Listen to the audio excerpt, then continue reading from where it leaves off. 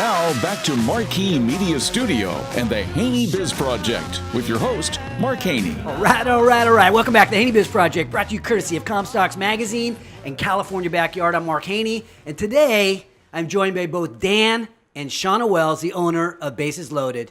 How are you two doing today? Doing very well. Thanks Great. for having us Yes, again. absolutely. Great to be back. Thanks. Yes, this is round two. For those of us that don't know Dan and Shawna Wells, you guys own a baseball retailer. Dan, tell us about the business. What is Bases Loaded?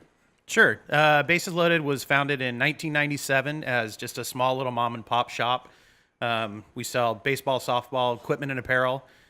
We went online in 2011 and have never looked back, and just really kind of blown it up. And we have a 30,000 square foot facility that is just for baseball enthusiasts. Yeah. And then sell, all over the world. So. And your business is skyrocketing, right? You have the brick and mortar, 30,000 square feet, which is a lot, but you ship your products all over the place. Am I right? Yeah, no, absolutely. Online makes up now about 60% of our business, but retail is not dead. Retail is thriving.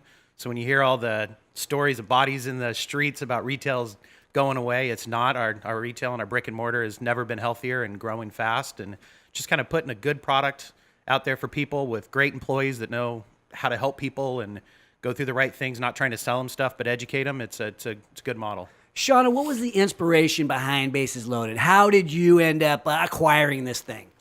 Oh gosh, well, it's a long story, but Dan and I were in the process of buying another business, and he actually worked for an international software company that his boss owned Bases Loaded and actually wanted to sell the business. And Dan was in charge of putting together the marketing plan for that.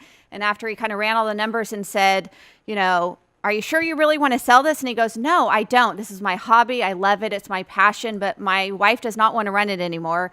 And so we kind of went through the numbers, and Dan comes home one day super excited and goes, guess what? I found a new project for you. And I'm like, okay, what kind of project's that? And he goes, we're going to buy a baseball store. And I'm like, what? Okay. And so the first few months of kind of doing it and talking about it and really diving in, he had nothing to do with the business except facilitating us purchasing it. And I kind of ran it, and I was just like, what am I doing? I was a little over my head at first, and I dove right in and was super excited and kind of, never looked back. It's been the best decision we've ever done. It's super exciting. Love working with, kids and adults and everyone in between. And it's just been a great, great experience. And you have an athletic background, am I right? I don't have an athletic background. That's what's so interesting about us in the store and at first taking over the store. My sister was an athlete in the family. I was not. I actually was a business person. I was in the mortgage business for years, and Dan was in banking. And so both of our backgrounds was business. And that was one of the things when we purchased the store was, what does your wife know about baseball? And it's like, well, she doesn't really know anything about baseball. She loves sports, but she's a business person. And so I took it on as an aspect of this is a business adventure, and I'll learn from there. And at first, people didn't take me serious. They'd come in and go, I want to talk to the owner. And I'm like, I am the owner. Well, where's the male owner? I'm like, there's no male owner. Wow, discriminate even in this day and age, I'm just huh? like, I'm it. If you don't want to talk to me, then I don't know what to tell you. A female runs this baseball and softball store, and our manufacturers still try to talk to me about product. Yes. And I'm like, she is the product expert. I'll talk to you about financing and terms and marketing, but she knows this stuff better than anybody. So they still try to come to me. It's still like this little male dominated world, and I have to correct them every time. Well, how do you break up the responsibilities? If she's the product person and you're the marketing person and you guys are on vacation like 6 months out of the year, talk to us about how this business operates. Sure. It operates with really good people. We have really long-standing people. We take great care of them. We're still a small company, 26 employees, but we provide full health care, 401k, profit sharing in the 401k, profit sharing outside of the 401k. We just really try to make sure that we're here for people, and we've put almost 15 people through college with their bachelor's degrees, and we just realize that if we take really good care of people, give them a path, even if maybe that path's not with us forever, and take care of them, that they'll take care of us and they'll take care of our customers. And that's really kind of what we've done. Our general manager's been with us for 16 years. Wow. Average employee, we're a retailer. Average employee length of time with us is 5 years. That's incredible. Well, I mean, you have such a great team, and it's such a great store. When you walk in, it's everything baseball, which is cool because I love baseball. And you've had this incredible growth where a lot of brick and mortar has maybe suffered in retail, but you continue to grow, and part of that's because of your online presence. Am I right? Yeah, absolutely. Online is a big part of what we do. Brick and mortar is a big part of what we do too. Like year to date, for example, our brick and mortar is up 35% over last year. Online's up over 70% over last year. We're in our 7th year in excess of 40% growth year over year. That's amazing. So I was talking at the beginning of this show, Shawna, about humbling moments, right? There's times when we are just humbled. You've had this incredible growth. You've got this great story. Humbling moments, or have there ever been any difficult times that have humbled you? And maybe there's a lesson sometimes along the way. There's a lot of humbling moments. I just kind of spoke about that a minute ago, about people coming in and kind of underestimating you and going, can you do this? And, there was definitely a moment in the very beginning when I was looking at him going, I don't want to do this. Like I'm in over my head. I kind of just tackled it and said, okay, I can do it. I know I can do it, but there was a moment where I was like, I don't know what you got me into.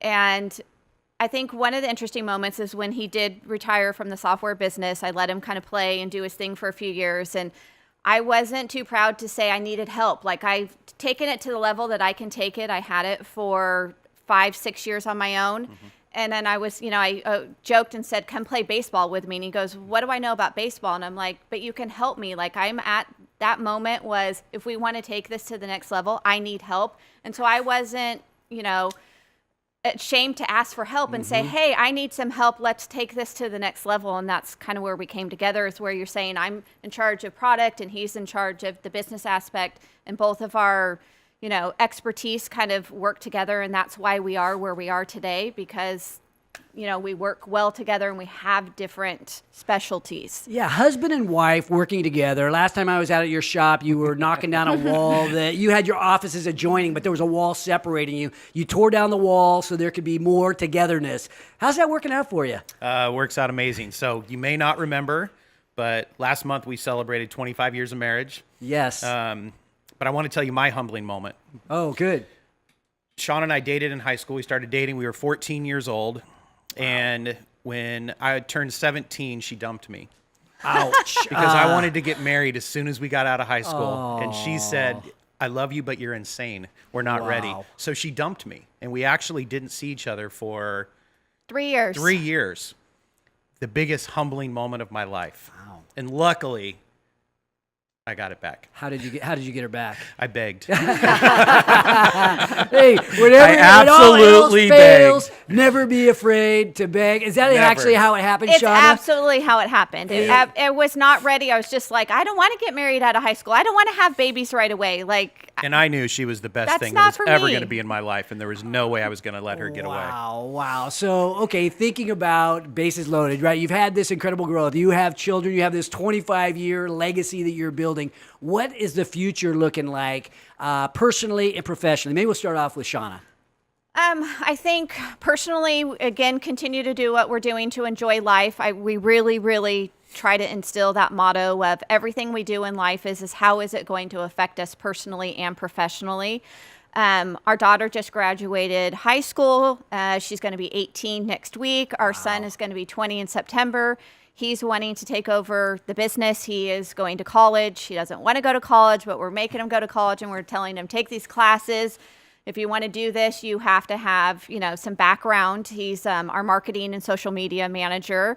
And so our daughter, she's not sure. She wants to be a nurse. Or, Dan keeps telling her. I want her to be my CFO. Yeah, she wants to be a nurse. Yeah, so she just started college actually last week in summer school. She's in it right now. She's taking classes. She's taking 18 units in the fall. And so what's next is hopefully our kids maybe taking over and continuing to enjoy life and continuing to just, have the business grow at a healthy level without, too much interfering with, your quality of life, I guess. Yeah. Dan, secret to the happy marriage, secret to this incredible life balance that you've created for yourselves? Sure. I think secret to the marriage is marrying the right person to start with. Yeah. I mean, just clearest thing in the world, and being able to compromise. Secret to the growth is having a really solid plan in place. We set out with a very well documented plan on a solid foundation, and it was really around what do we need to do to grow. And the idea was we had to have a technology structure, we had to have policies and procedures. It's about, in our eyes, is looking at it, not where do we want to be in 6 months or 12 months, but what do we want to look like in 5 years from now? Yeah. People always ask, did you imagine this kind of growth 5 years? And I'm like, absolutely, it was in our plan. Mm-hmm. And our plan was we had to act like a big company if we wanted to become a big company. And that was really kind of the But willing foundation. to adapt along the way, because a plan is a plan to set out, but that doesn't mean that you can't deviate from that because things happen. So you have to be willing to... Every day. Yes, you be agile, right? Absolutely. In the world of just business in general, you can't be stagnant. You have to be constantly thinking about what is that next thing, what is going to be, the changing factor. Right now we're on Facebook Live. Social media is a huge piece of just business in general. And if you, again, continue to just kind of stay stagnant and not change the way you do business, you will get left behind. Yeah. Make a plan, be agile. My wife and I have been married 33 years. Congratulations. Yeah, incredible. People say, Mark, what's the secret? And my wife and I came up with something 33 years ago where I would make all the big decisions and she would make all the little decisions. And you know what? After 33 years, there's been no big decisions. So it works out for us. She is the CEO of the home life. I take it into the office and handle my business. I want to thank you both for coming up on the show again. Congratulations on your success, on the success of your family and the success of Bases Loaded. Thank you for Mark. having It's great me. to see you Thank you. again. Coming up after the break, we're going to meet Chip Maxon, Sacramento's professional baseball guru, the Sacramento Rivercats man. Join the revolution at HaneyBiz.com, brought to you courtesy of Audi Rockland and DCA Capital. This is the HaneyBiz Project.